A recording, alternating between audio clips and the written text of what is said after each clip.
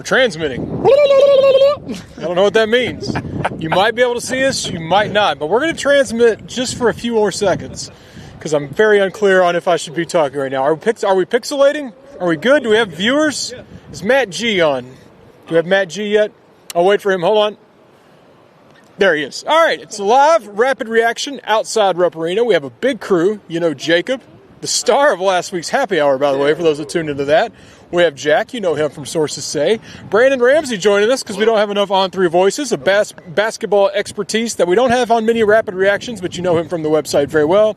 And, of course, Zach over there. We're outside after Kentucky just beat Nicholls 77-51 in the opening game of the 2025-2026 season. Just realized my hood's still on. Let's look appropriate. Let's let these ears shine on YouTube. First game of the BBN United Tip-Off Classic presented by Kentucky Tourism. Jack, I know you're excited to get that win. And as always, we're brought to you by Friends of Coal, reliable, what's the other R word? Resilient, and affordable. Check them out, friendsofcoalkentucky.org. They make this rapid reaction possible. They also make some UK athletics things possible, but shout out to them, helping Kentucky. Go to their website, find out all the ways that coal is good for Kentucky. Now let's talk about what's good for Kentucky in basketball. Not the first half. Ugly first half, guys. I mean, do we have anything positive to say about the first 20 minutes? It was over. The defense was great. I'll talk Dude, about hold on. Was the defense great, or did Nicholls just Okay, stink? let's at least have a little bit of fun with the first half. The defense was great. Nicholls shot 12% from the field. I don't care who you're playing. You could be playing five Jacob Polacheks out there. Well, actually, if Jacob shot 12%, that'd be pretty impressive.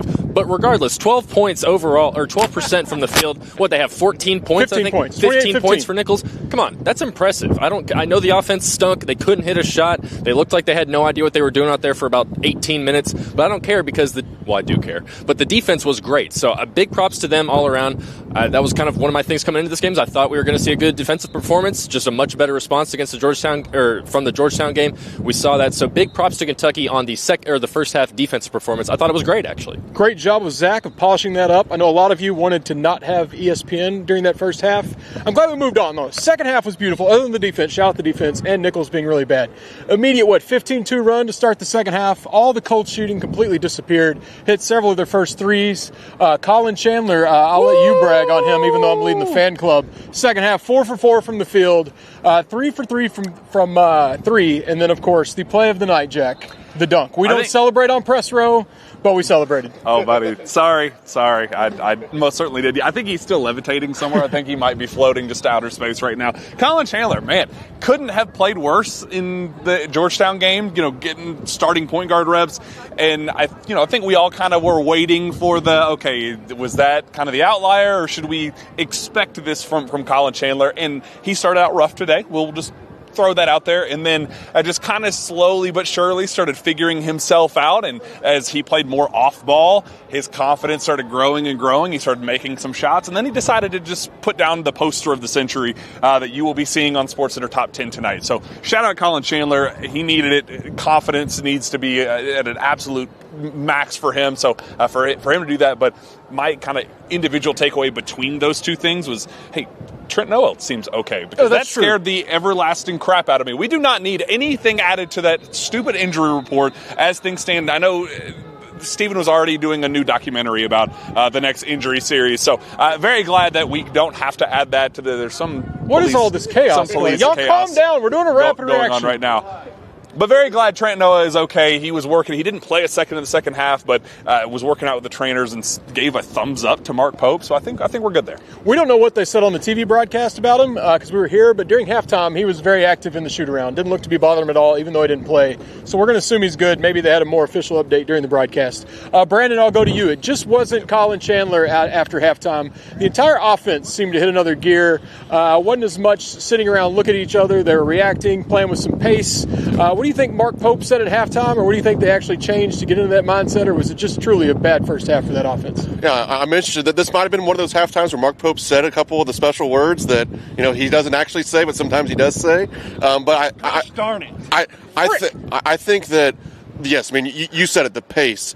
Kentucky was getting out in transition more in the second half. They were throwing the ball ahead more. It just seemed like they had a little bit more life under them. Like in the first half, I mean, the arena was kind of dead. I thought the players, even the staff on the bench, was kind of dead. I was dead sitting there. Like it wasn't fun to be at Rupp Arena for the first half. And then pretty quickly things changed. They continued to get stops. They were getting out in transition. They were shooting earlier in the shot clock. And I just think that if this team is going to be what we want them and expect them to be offensively, that transition piece is going to have to continue to be a part of it. And then in the half court, it's still sluggish. It's still kind of getting the kinks worked out. But I think that Jalen Lowe fixes a lot of that, because obviously nothing changes the pace like our PG1 whenever he does get in there. Then I think you're just going to have to really stagger those minutes with Lowe, with Aberdeen, with Jasper Johnson. Like we saw with that starting lineup, those first, I mean, that segment would never end.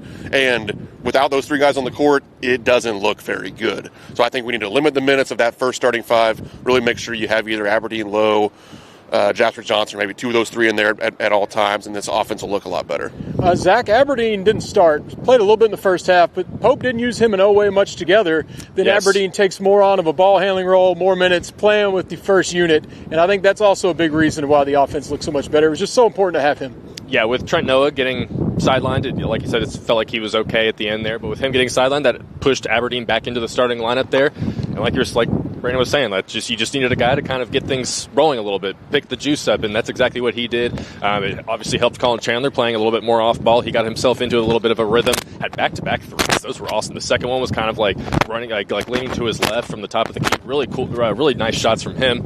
But just having Aberdeen is really a big feature for this offense, and that's why I think when you see Jalen Lowe come back, you're going to see things really open up a little bit more. Kentucky was still missing some open shots, but I think as everyone continues to get more acclimated, those shots will hopefully eventually maybe start to fall. I'd really love to see Cam Williams do just a little bit of anything. I'm being honest. Like he's really struggling out there. He just does not look like he has much confidence. The dunk was nice. I will give him that. And he does play solid defense out there. But man, he just refuses to really put the ball on the floor, and it's not great for him out there. But when you have Aberdeen pushing the pace a little bit, Mo Diabate is still just a man among children up there. So I was very impressed with how he played as well.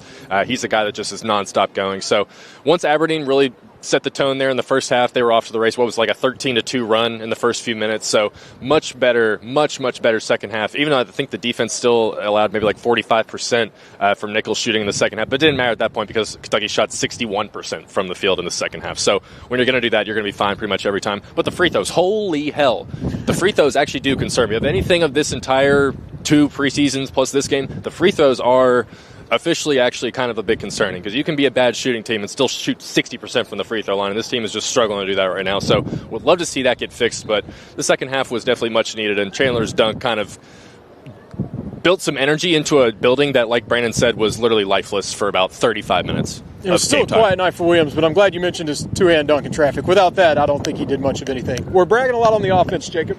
With 4 double-figure scores. Chandler led with 15, Oweh 13, Garrison 10. Somebody else in there, Jasper Johnson. You want to talk about the defense, though. I know I've been playing up Nicholls kind of sucked offensively, but there was some good on-ball defense from the guards. A big step up from playing Georgetown last week when they couldn't guard.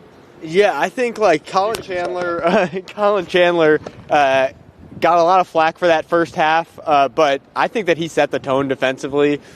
He just showed a lot of intensity, guarding on the ball, guarding in the full court, and his offense left a lot to be desired in the first half, which picked up in the second half. And I was really impressed by the whole team defensively, but especially Chandler. And then, like Zach talked about, I think Aberdeen was just an absolute game changer, setting the pace for this team, and that's only going to improve when Jalen Lowe comes back. Jasper Johnson had some big moments, but my favorite part about Jasper Johnson is something that you pointed out, and that's his dad, Dennis, sitting in the worst possible seat you can have in Rupp Arena. The end zone where he was sitting is pretty empty for a game like this. There wasn't someone 15 bleachers in front of him. I mean, he was truly all alone in the end zone, as high up with his back against the wall.